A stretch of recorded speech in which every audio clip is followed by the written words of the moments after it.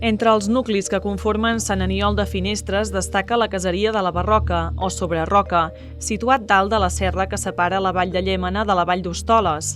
Es tracta d'un veïnat que comparteix origen amb la resta de nuclis del municipi, ja que la seva església parroquial, dedicada a Sant Andreu, és documentada des del 985.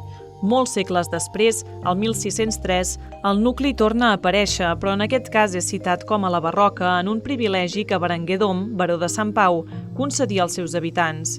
Igual que a la Serra de Finestres, aquí també hi havia un castell, del qual actualment només en queden algunes runes.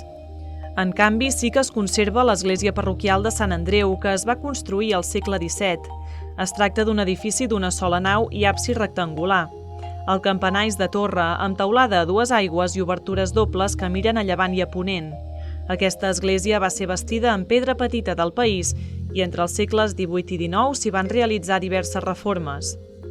De l'església parroquial depèn el santuari d'Helena o de Lena, que està situada al vessant del Puig de Lena, a la part més meridional del terme i a la dreta de la riera de Llémena.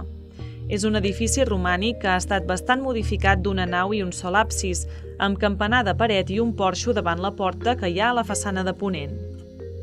També pertanyia a aquesta parròquia l'ermita de Sant Roc, que està al cim d'una cinglera del mateix nom, en un punt de confluència de les comarques de la Garrotxa, el Gironès i la Selva, cosa que la converteix en un excel·lent mirador.